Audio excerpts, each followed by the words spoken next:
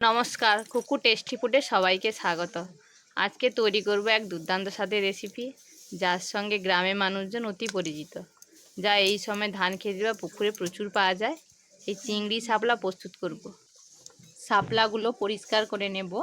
শাপলা পরিষ্কার করার কোনো ঝামেলা নেই। শাপলার যে আঁশগুলো থাকে সেগুলো এইভাবে পরিষ্কার করে নেব। এবার শাপলাগুলোকে জল দিয়ে ধুয়ে নিয়ে কেটে নেব।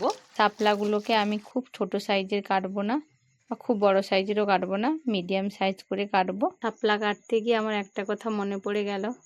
দেখেছি ছোটবেলায় গরু পুজোর সময় গরুকে মালা করে পরানো হতো।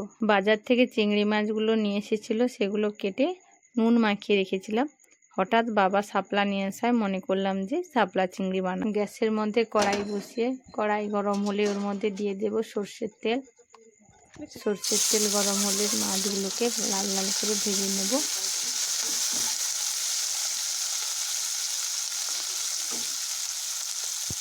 আমার চিংড়ি মাছ ভাজা কমপ্লিট। কড়াইতে তেল দিলাম। তেল গরম হলে এবার দেব কাঁচা লঙ্কা, কালো জিরে। এবার দিয়ে দেব শাপলা। শাপলাগুলোকে হাই ফ্লেমে রান্না করতে হবে। শাপলা থেকে যেহেতু প্রচুর জল বের হয়, তাই শাপলাকে হাই ফ্লেমে রান্না করলে ভালো হয়। শাপলাগুলোকে বারবার নাড়তে থাকবো যাতে শাপলাগুলো জীর্ণ হয়ে যায়।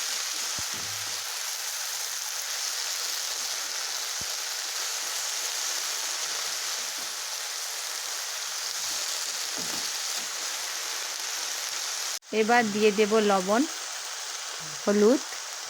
শাপলাগুলোকে বারবার নাড়তে থাকবো।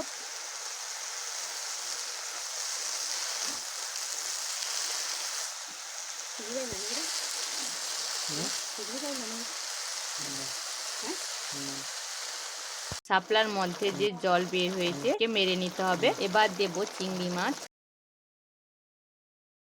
দিয়ে দেব সর্ষে বাটা,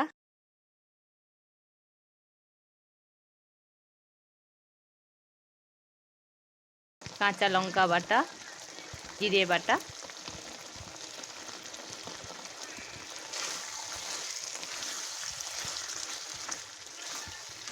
এবার নেড়ে চেড়ে 5 মিনিট পরে এটাকে নামিয়ে নেব।